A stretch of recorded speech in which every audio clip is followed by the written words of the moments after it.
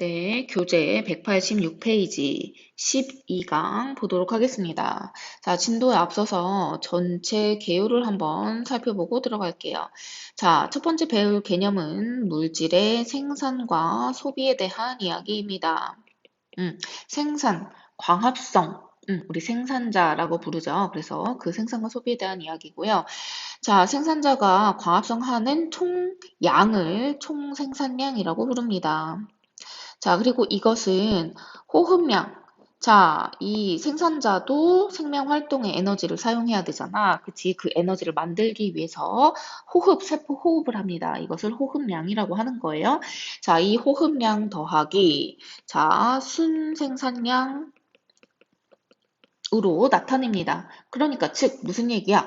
자, 순생산량은 이제 광합성의 총량인 총생산량으로부터 호흡량을 뺀 양이다. 이렇게 이야기한다는 거죠. 자, 그리고 우리의 이 순생은 이제 또 다른 여러 가지 구성 요소로 구성이 되는데 이거는 이제 교재에서 살펴보도록 할게요. 자, 그리고 두 번째는 에너지의 흐름. 우리 1학년 통합과학 시간에 배웠죠? 물질은 순환하고 에너지는 흐른다. 자, 이것을 배웠습니다. 그때 나오는 에너지의 흐름이에요. 그리고 에너지의 효율. 자, 이것도 역시 배웠죠? 자, 세 번째는 물질의 순환입니다. 물질의 순환. 자, 물질의 순환 중에서 구체적으로 탄소와 질소의 순환에 대해서 배우게 됩니다. 음. 그리고 특히 질소에 대한 순환 이야기는 시험에 자주 출제되는 부분입니다. 자, 그리고 네 번째는 생태 피라미드. 자, 음, 이것도 역시 우리 배웠던 거 기억나죠? 개체수라든지 또는 뭐 생물량이라든지 자 또는 뭐 에너지의 양 이런 것들을 자 피라미드 형태로 나타내는 거 생태 피라미드였습니다. 배웠어요. 자 그다음 다섯 번째 생태계의 평형에 대해서 자 나옵니다. 생태계의 평형 우리 왜 그 생태계 평형이 일시적으로 무너지더라도, 파괴되더라도, 자, 평형이 깨지더라도, 먹이 사슬에 의해서 생태계 평형이 다시 회복되는 그러한 과정 배웠던 거 기억나죠? 역시 그 내용 되겠습니다. 그리고 마지막 여섯 번째가 바로 생물 다양성에 대한 이야기예요. 생물 다양성. 자, 이거는 구체적으로 뭘로 나눌 수 있습니까? 그렇죠. 유전적 다양성, 그리고 종 다양성, 그리고 그렇지 생태계 다양성 이렇게 세 가지의 다양성으로 또 구분해서 자 배웠던 거 기억이 날 겁니다. 그래서 이러한 생물 다양성의 이야기 그리고 생물 다양성의 보전에 대한 개념 자 이렇게 총 6가지 개념을 하면 12강이 끝나게 되는데 자 지금 여러분이 보면 알겠지만 여기 에너지 흐름, 에너지 효율, 생태 피라미드, 생태계 평형, 생물 다양성에 대한 이야기들은 우리 1학년 통합과학 시간에 배웠던 내용이기 때문에 빠르게 훑고 지나갈 겁니다. 그래서 우리가 이 12강에서 중점적으로 다룰 것은 이 물질의 생산과 소비, 그리고 탄소의 순환, 질소의 순환. 자, 요 내용들을 집중적으로 볼 거고요. 자, 그래서 이 12강은 금방 끝나게 됩니다. 되시겠죠? 준비됐죠? 그러면 자, 들어갈게요. 186페이지. 자, 첫 번째, 물질의 생산과 소비. 그래서, 자, 총 생산량이다라고 하면 생산자가 일정 기간 동안에 광합성을 통해서 합성한 유기물의 총량을 뜻하는 것이다. 자, 그리고 호흡량, 자신의 생활에 필요한 에너지를 얻기 위해서, 자, 호흡에 소비한 유기물의 양을 호흡량이라고 한다. 그리고 총생에서 호흡량을 뺀 것, 그 나머지를 순생산량이라고 한다. 순생. 되겠죠? 그러면 이러한 순생은 또 어떻게 구성이 되느냐? 자, 여기를 봅니다. 그러니까 총생에서 자신의 자, 호흡량을 뺀 나머지가 순생인데 자, 이것은 이제 피식량, 잡아먹히는 거죠. 1차 소비자, 초식 동물에게 잡아먹히는 양. 자, 그리고 고사 말라 죽는 거예요. 자, 그리고 낙엽이 떨어져요. 고사 낙엽량.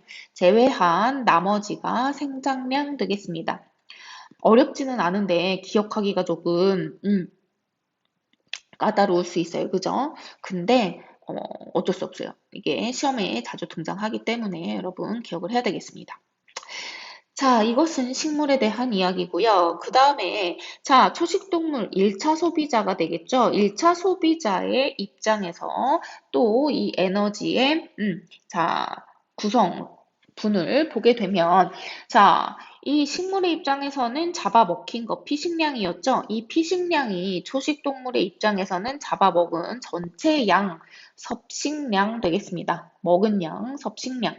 자, 이 섭식량에서 배출량을 빼면 소화되지 않은 찌꺼기를 내보내는 거죠. 똥을 싸는 겁니다. 자, 배출량을 빼면 동화량이라고 우리가 표현을 합니다.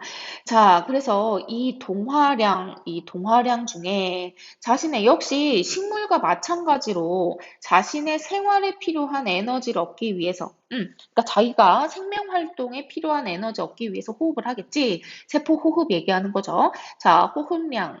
자, 이것을 빼고, 그리고 또 피식 잡아먹혀요. 1차 소비자니까 2차 소비자한테 또 잡아먹히겠지. 그래서 피식량. 그리고 자연사 죽는 거. 자, 이 양. 그리고 이제 그 나머지를 생장량 이렇게 자, 나타내게 됩니다. 되겠지. 그래서 우리 식물의 총생, 이것은 호흡량과 순생으로 나눌 수 있고, 또한 순생은 피식량, 고사낙엽량, 그리고 생장량 이렇게 구성이 된다. 자, 피식량은 1차 소비자, 초식동물의 섭식량과 같고, 이 섭식량에서 배출량을 뺀 나머지를 동화량이라고 부른다. 이 동화량은 호흡량과 그리고 피식 자연사, 그리고 생장량 이렇게 구분할 수 있다. 되겠죠? 자, 어렵지는 않은데 이제 단어들이 조금 생소할 수 있어요. 그래서 여러 번 반복해서 기억할 수 있도록 하겠습니다. 자, 그 다음 에너지의 흐름. 자, 이거는 우리 1학년 때 배웠던 내용과 동일해요. 자, 에너지의 흐름. 에너지는 순환하지 않고 한 방향으로 흐른다. 어디에서 시작해? 그렇지. 태양의 빛 에너지에서 시작해. 빛 에너지를 생산자가 흡수하여 무슨 에너지로? 그렇죠. 화학 에너지로 전환시킵니다. 화학 에너지 형태로 전환시킨다. 이러한 화학 에너지 형태로 먹이사슬을 통해서 이동하고 각각의 모든 생물들, 분해자까지 포함하여 모든 생물들은 세포 호흡을 하지 이러한 호흡 과정에서 열 에너지로 방출되고 자, 이렇게 방출되어 버린다라는 것입니다.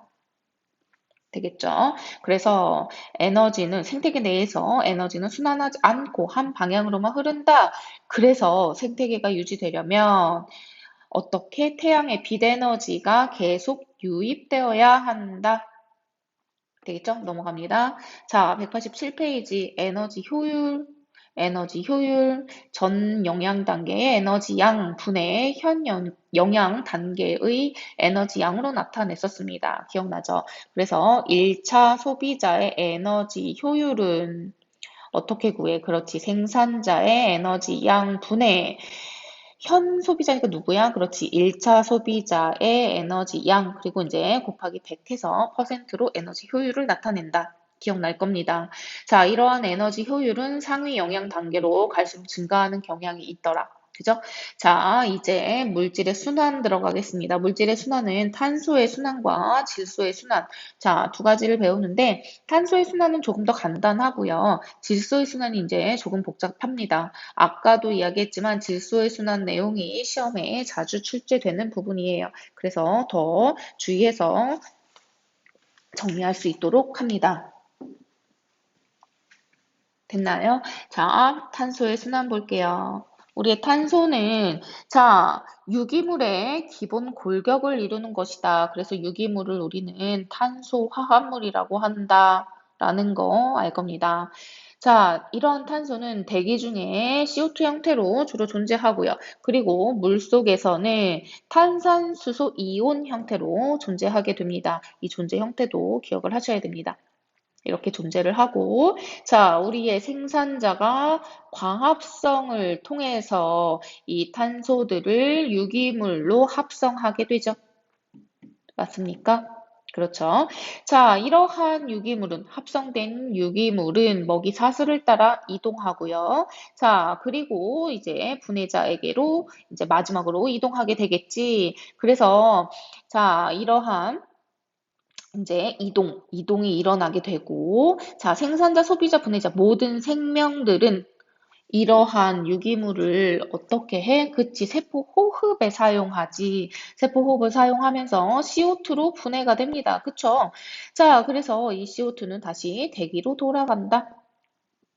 그러니까 돌아갔지. 아까 대기 속에 있던 거 생명체, 생산자를 통해서 생명체로 왔다가 대기로 돌아가잖아. 그러니까 순환이 되는 거죠. 자, 그리고 또한 동식물의 사체나 배설물들은 시간을 거치면서 화석 연료가 되고, 자, 그리고 이런 것들을 인간의 활동에 의해서, 연소 활동에 의해서 다시 대기 중으로 이렇게 돌아가는 순환 과정도 가질 수 있다. 자, 어렵지 않죠? 요거는 이제 복잡하지 않습니다. 자, 그래서 다시 한번 대기 중에 CO2, 물속에는 탄산수소이온 HCO3- 이러한 형태로 존재하고 있다. 자, 이것은 생산자가 광합성을 통해서 유기물로 합성하고, 자, 먹이 사슬을 통해서 이동한다. 그리고 이제 분해자한테도 이렇게 이동을 하게 되고, 모든 생명체들의 호흡 과정을 통해 대기 중으로 돌아갈 수 있죠. 자, 그리고 물속에 존재하는 형태. 자, 이러한 형태도 역시 식물성 플랑크톤, 자, 생산자잖아요. 그래서 이러한 생산자들이 사용을 해서 유기물로 합성하고 이제 소비자를 돌아서 이렇게 다시 뭐 대기 중으로 또 돌아갈 수 있습니다. 호흡 과정을 통해서 돌아갈 수 있고, 자, 그리고 이러한 사체나 배설물들, 자, 이러한 퇴적물들은 화석 연료가 되어서 인간의 활동에 의해서도 역시 CO2로 대기 중으로 돌아갈 수 있다. 자, 그 다음 질소의 순환 되겠습니다. 질소의 순환은 조금 복잡합니다. 자, 잘 볼게요. 자, 질소 중요하죠. 단백질과 핵산을 구성하는 물질입니다. 중요해요. 자, 아이고. 우리 질소는 공기 중에 약 78% 정도를 차지하는데 우리의 질소 기체는 N2 형태입니다. 굉장히 안정된 상태예요. 안정된 상태. 그래서 잠깐만요.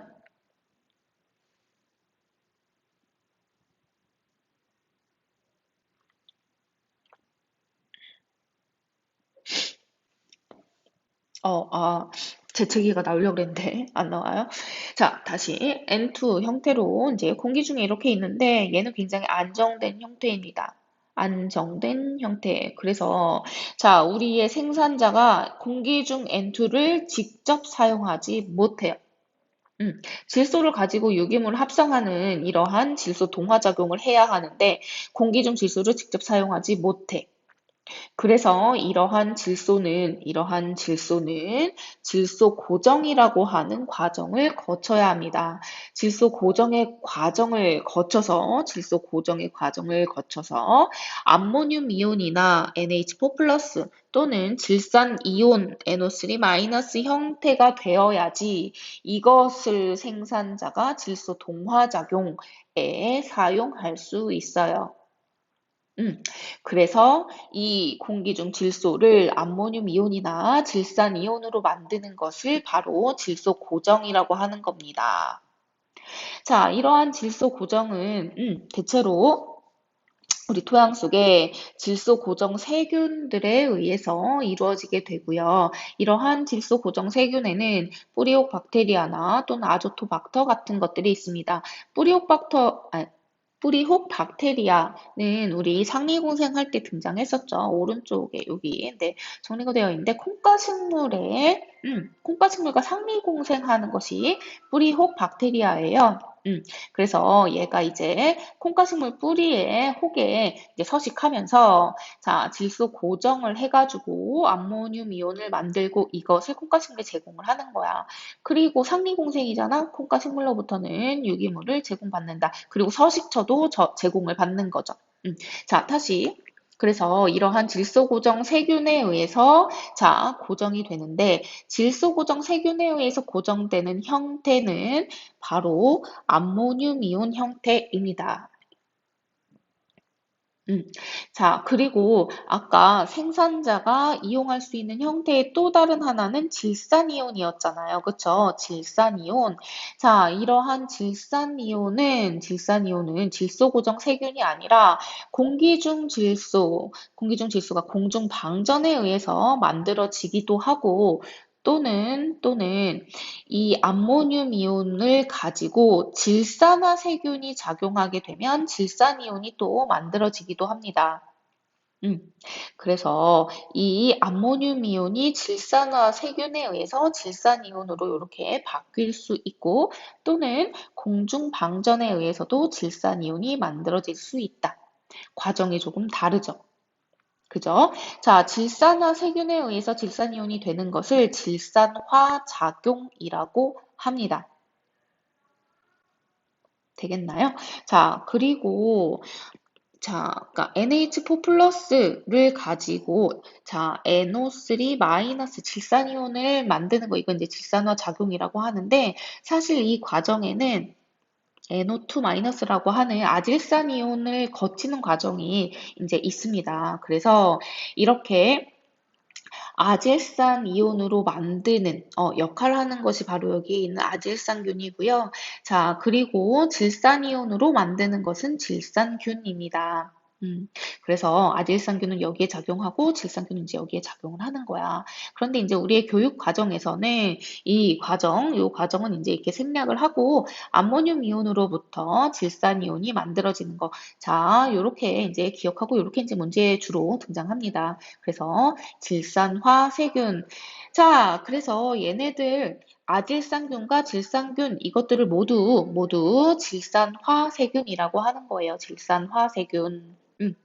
자, 그래서 그 종류로 이렇게 이제 등장돼 있고 여기 아질산균이 이제 언급되어 있어서 이 과정을 쌤이 조금 더 상세하게 설명한 거고 여러분은 암모늄 이온으로부터 질산 이온으로 가는 요 질산화 작용 자, 요거를 기억하면 되겠다. 됐습니까? 자, 그러면 이렇게 식물 생산자가 이용할 수 있는 형태 암모늄 이온과 질산 이온이잖아요. 이것을 질소 동화 작용에 사용하고 생산자가 이렇게 합성한 이것은 이제 유기물 형태로 다시 먹이사슬을 통해서 이동하게 되겠지. 그쵸? 자, 그리고 여기에 분해자에게 이제 도착하게 되면 분해자의 역할이 뭐야? 유기물을 분해해서 무기물로 분해하는 거지. 그래서 분해자에 의해서 또다시 이 암모늄 이온으로 돌아오게 돼요. 이거 여기 또 복잡해졌으니까 다시 지워보면 음. 질소 고정 세균에 의해서 암모늄 이온이 만들어졌고 암모늄 이온이 생산자에 의해서 질소 동화 작용에 사용됐잖아. 그래서 유기물로 합성이 됐지. 자, 얘네들이 이렇게 먹이사슬을 거치면서 분해자에게 이제 돌아오게 되면 분해자는 이러한 유기물을 다시 무기물로 분해하는데 분해해서 암모늄 이온 형태로 이렇게 분해한다는 거. 그러니까 어때? 여기 안에서도 이렇게 돌고 돌죠. 그쵸? 순환을 하게 된다. 자, 그리고 우리의 질산이온 형태에서 탈질산화 세균이 작용하게 되면 다시 공기 중으로 N2 형태로 돌아가게 됩니다. 그러니까 지금 돌고 도는 순환이 일어나기는 하는데 약간 그 방향이 이제 좀 특이하게 이렇게 나뉘어져 있죠. 그래서 그 과정을 제대로 알아야 되겠습니다. 아, 이게 사실 쓸데없는 너무 이제 좀 지엽적인 암기인데 수능에서 이걸 자주 물어봐요. 질소 고정 세균이 어떤 형태로 바꾸는지, 질산이온이 작용하는, 자, 뭐 이 작용은 누구에 의해서, 질산화 세균에 의해서 일어난다. 그리고 이제 탈질산화 세균에 의해서는 어떤 형태로 가는지, 분해자에 의해서는 어떤 형태로 돌아오는지, 이러한 과정들을 좀 약간 지엽적으로 물어봐요. 마음에 들지는 않지만 수능에 자주 이게 출제가 된다는 점. 음. 아시겠죠? 그리고 또 이제 그 전에 우리 배웠던 신경계, 그치? 신경계에서도 그러한 약간 지역적인 암기 요소를 물어보는 문제들이 이제 출제가 되는데, 지금의 요 질소순환, 자, 요 부분도 그렇게 출제가 자주 됩니다. 자, 그러니까 제대로 정리를 해 놓아야 되겠어요. 아시겠습니까? 음. 자, 그래서 재수의 순환, 자, 다루었습니다. 넘어갑니다. 188페이지. 자, 그래서 에너지의 흐름과 물질의 순환을 비교해 보면, 어떻게 비교하는 거야? 물질은 순환하고 에너지는 흐른다. 에너지는 빛 에너지의 형태로 들어와서, 자, 열 에너지의 형태로 이렇게 방출된다. 그러니까 흐른다라고 표현하고 물질은 조금 전에 봤던 것처럼 탄소 순환이나 질소 순환처럼 자, 이렇게 뭐 대기나 물이나 토양에 존재하고 있던 것을 생산자가 이용해서 유기물로 합성하고 먹이사슬을 통해서 이제 이동하고 자 그러다가 다시 또 이렇게 대기나 물이나 토양으로 돌아오고 이러한 자 순환 과정을 갖는다. 자 넘어갑니다. 생태 피라미드 빨간색으로 해야지. 네, 생태 피라미드. 생태 피라미드 이거 이 피라미드 형태 자체도 우리 1학년 통합과학 시간에 봤던 그대로예요. 그쵸? 개체수 피라미드, 개체수를 나타낸 겁니다. 단위 면적당 개체수. 자, 개체수 피라미드 어때? 그렇지. 생산자가 가장 많고, 그리고 1차, 2차, 3차 이렇게 올라가는 피라미드 형태를 주로 모두 다 그런 건 아니고 생태계에 따라서 조금씩 달라질 수도 있어요, 경향은. 하지만 대체로 이런 피라미드 형태를 갖더라. 기억날 겁니다. 그 다음에 생물량이라는 건 여기 단위를 보면 알겠지만, 자, g이라는 건 중량을 얘기하는 거예요. 그래서 건조 중량을 보통 나타내고요. 건조 중량. 건조 질량이지. 그래서 자, 이 생물량 피라미드도 역시 이런 피라미드 형태를 갖는다. 자, 그 다음에 에너지의 양 어때요? 에너지의 양 단위 킬로칼로리를 사용하고요. 에너지의 양도 역시 이렇게 피라미드 형태를 갖는다는 거. 그런데 우리 이렇게 피라미드 형태 말고 역피라미드 형태를 갖는 자, 이러한 이제 생태 요소도 있었죠. 뭐가 있었습니까? 뭐야? 그렇지. 에너지 효율. 왜? 상위 영양 단계로 갈수록 커지잖아. 그쵸? 그러니까 에너지 효율. 그 다음에 개체의 크기. 이것도 역시 상위 영양 단계로 갈수록 개체 크기가 보통 대체로 커지는 모든 지금 나타내고 있는 우리가 이 생태 피라미드에서 이런 것들도 마찬가지고 절대적인 게 아니에요. 대체적인 경향을 얘기하는 겁니다. 자, 그리고 생물 농축의 정도, 우리 중금속이 농축되는 정도 이런 거. 자, 이런 것들은 자, 역피라미드 형태를 나타내더라. 자, 배웠네요. 그러니 넘어갑니다. 자, 그다음 생태계의 평형. 생태계의 평형. 자, 생태계 평형. 보통 안정되게 이제 유지가 됩니다. 유지가 되고 주로 먹이 사슬에 의해서, 먹이 그물에 의해서 생태계 평형이 이렇게 유지가 되고 있어. 음. 자, 이러한 생태계의 평형은 먹이 사슬이 단순할수록 복잡할수록, 그렇지, 복잡할수록 안정됩니다. 그치, 복잡할수록, 자, 안정돼.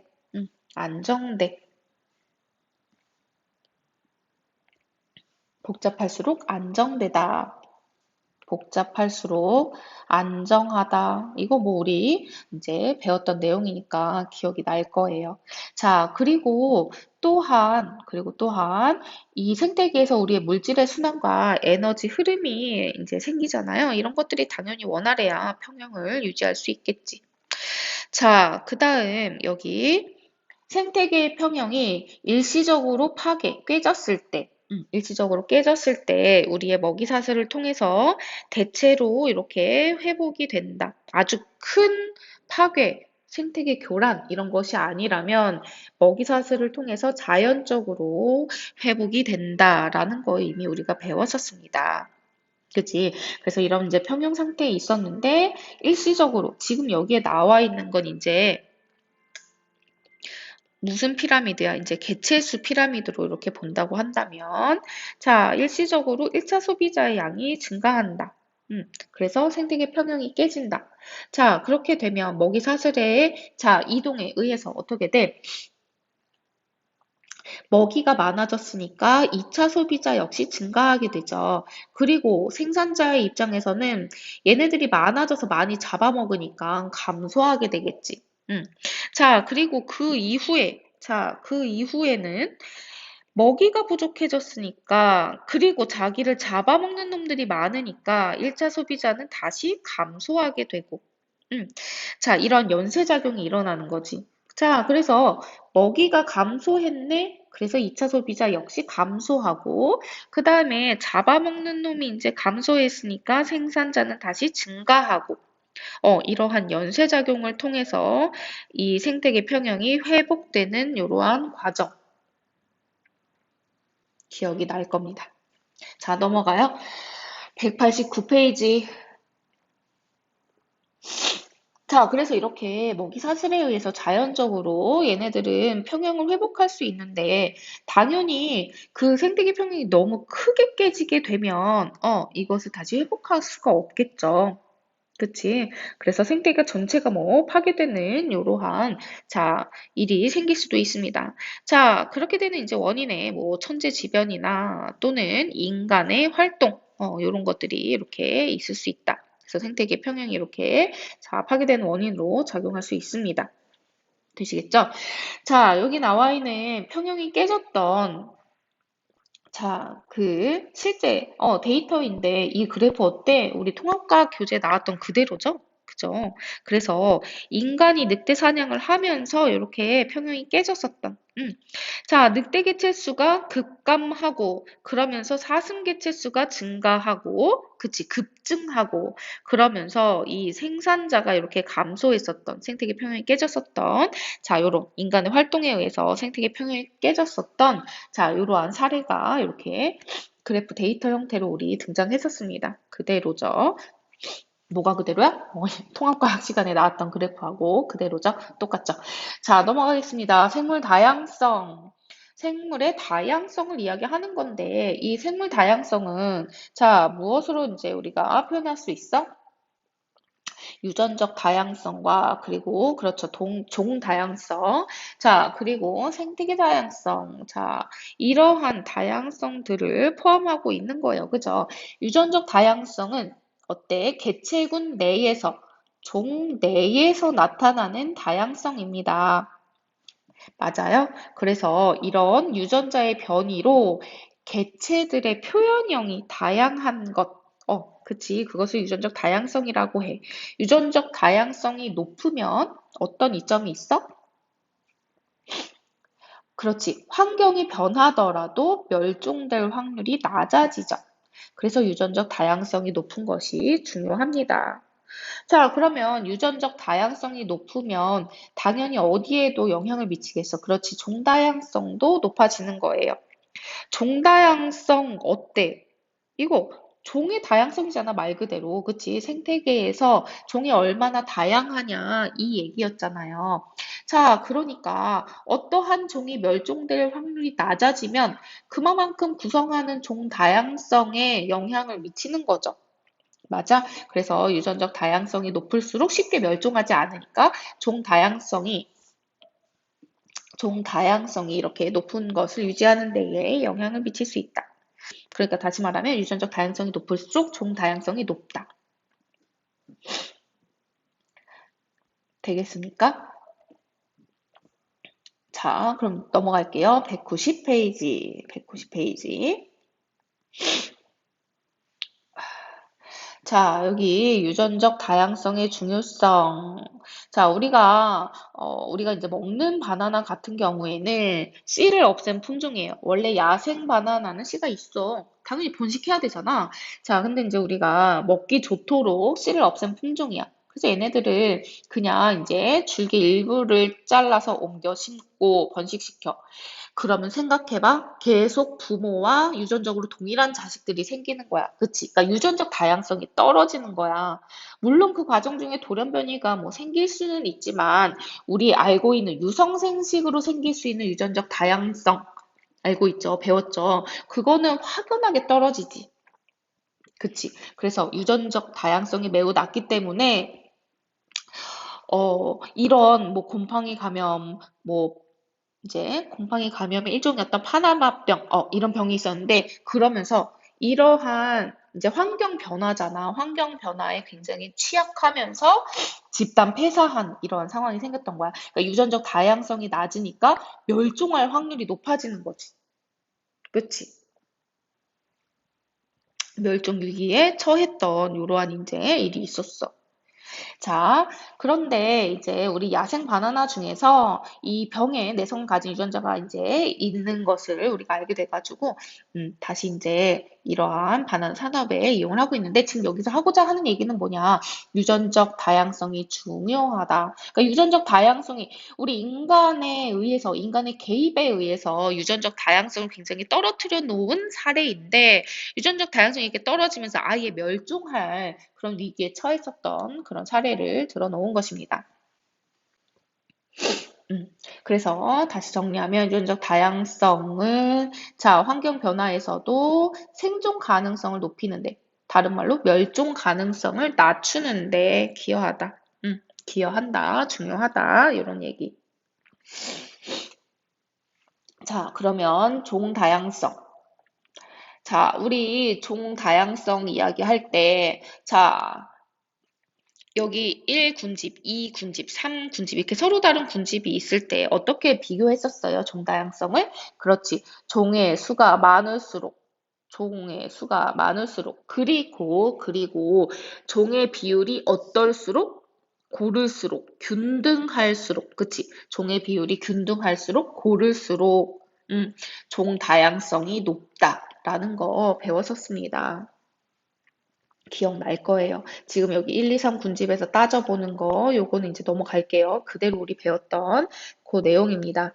자, 종 다양성이 높을수록 생태계가 안정적으로 유지된다. 당연히 그래서 생태계 다양성도 높아지게 되겠죠. 자, 넘어갑니다. 191페이지. 요게 이제 그 얘기예요. 종 다양성이 높을수록 생태계 평형이 잘 유지돼. 왜? 이렇게 먹이 그물이 복잡해야 쉽게 이제 생태계 평형이 깨지지 않잖아요. 그치? 근데 종 다양성이 이렇게 낮아가지고 먹이 사슬이 이렇게 간단하게 되어 있으면 이 중에 하나가 없어지면 모두 다 깨져버리는 거야. 평형이 깨져버리는 거죠. 자, 그래서 종 다양성이 높을수록 생태계 평형이 이제 잘 유지된다. 생태계 평형이 뭐 이제 쉽게 깨지지 않는다. 이렇게 볼 수 있습니다. 그러니까 그 얘기는 다시 말하면 종 다양성이 높을수록 생태계 다양성이 높아진다. 그죠? 자, 그러면 우리의 생태계 다양성은 이러한 다양한 생태계가 존재하는 것을 이야기하는 것이다. 우리 알고 있어요. 자, 그리고 이제 요 얘기 잠깐, 요건 이제 좀 다른 얘기인데, 여기 삼림이 이제 이렇게 등장해 있습니다. 이 여기에 나오는 삼림과, 자, 우리 흔히 얘기하는 숲 얘기할 때 산림 이야기 하잖아요. 그쵸? 얘네들은 이제 뭐가 다른 건가? 자, 보통 우리가 일상생활에서는 산림이나 삼림이나 둘 다 숲을 이야기해요. 숲을 이야기하는 거야. 그래서 일상생활에서는 그냥 혼용해서 사용을 해도 상관이 없는데, 우리 생태학에서는 이제 구분을 좀 합니다. 그래서 이 삼림이라고 하는 것은, 아이고, 보통 우리의 숲을 이야기하고, 이제 군집의 한 종류로서 얘기를 해. 군집의 한 종류로서 얘기를 하는, 자, 이야기. 그러니까 군집이라는 건 뭐야? 개체군들이 모여서, 종들이 모여서, 그러니까 결국 생물들이 모인 집단인 거야. 이 군집의 한 종류를 삼림이라고 하고, 자, 우리의 산림 같은 경우에는 이러한 생물들과, 숲을 이루는 생물들, 그러니까 나무들, 이러한 식물들, 자, 이러한 식물들과 그리고 이제 토양까지 포함한 것, 땅까지 포함한 것, 이러한 개념을 산림이라고 이야기해요. 조금 다르지, 그치? 음. 자, 그래서 이제 이러한 차이가 있더라. 음. 당연히 이런 건 시험에 안 나와요. 이제 살림이라는 단어와 삼림이라는 단어가 이렇게 따로 나오는데 혹시 이게 모타가 아닌가 뭐 이렇게 생각할 수도 있을 것 같아서 네, 이야기했고요. 자, 우리의 생태계 다양성. 이제 생태계 다양성이 이제 높을수록 어떻게 돼? 다양한 종이 나타날 수 있다. 자, 그리고 환경이 다양하니까 유전적 다양성도 이렇게 높아지게 된다. 생태계 다양성. 자, 넘어가야 됩니다. 넘어갈게요. 넘어가야 됩니다가 아니라 넘어갈게요. 자, 생물 다양성. 자, 이것은 어때요? 중요하죠. 당연히 중요합니다. 생물 다양성이 유지되는 것은 중요합니다. 그렇지? 우리 생태계의 평형이 잘 유지가 되어야 하잖아. 그래서 생태계 기능이 제대로 기능하고 안정성 이제 유지된다. 생태계 평형이 유지된다. 자, 이러한 유지를 위해서 생물 다양성은 굉장히 중요한 것이다. 음.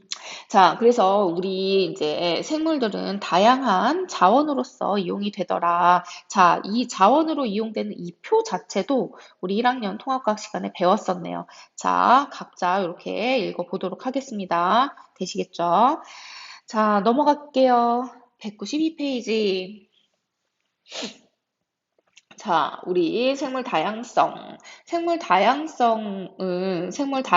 이제 감소되는 우리 위기를 이렇게 갖고 있는데, 주로 뭐 때문에? 그렇지, 인간 활동 때문에, 생물 다양성이 감소하는 이런 위기를 맞고 있단 말이야. 그죠? 자, 그래서 이러한 이제 원인으로서 뭐가 있는가? 첫 번째, 서식지의 파괴해버리면 당연히 생물들이 멸종해버릴 수 있으니까 생물 다양성은 떨어지겠죠. 그리고 단편화. 뭐였어? 그게, 그치. 이만한 서식지가 있었는데 이걸 이렇게 철도를 깔면서 도로를 깔면서 이렇게 단편화 시키는 거야. 그래서 사실 전체 면적 자체는 그렇게 크게 변하지 않는 것처럼 보이지만, 자, 어떤 문제가 생기냐?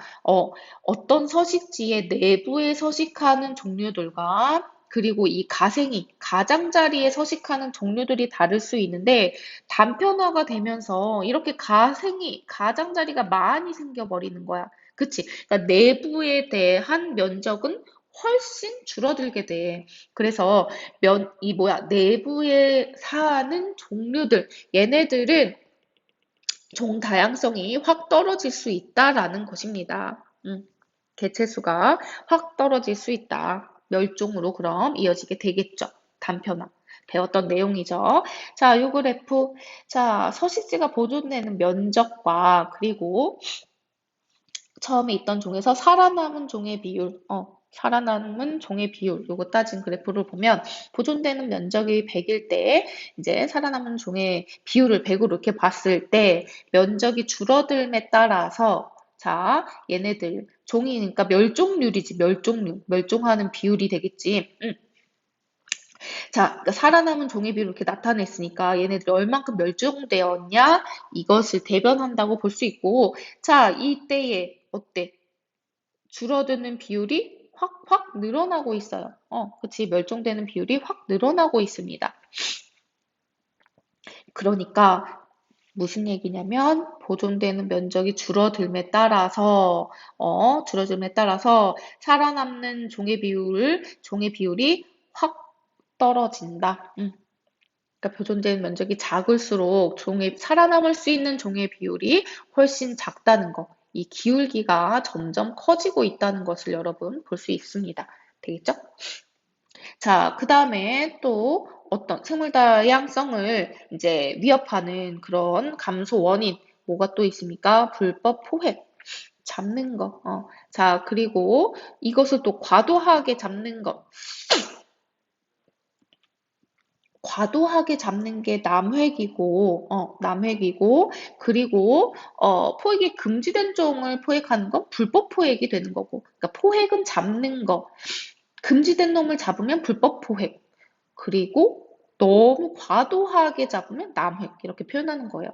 뭐 이거 모르지 않겠지. 자, 그리고 환경오염, 그리고 기후변화, 자, 그리고 외래종의 도입 이런 것들이 있었습니다.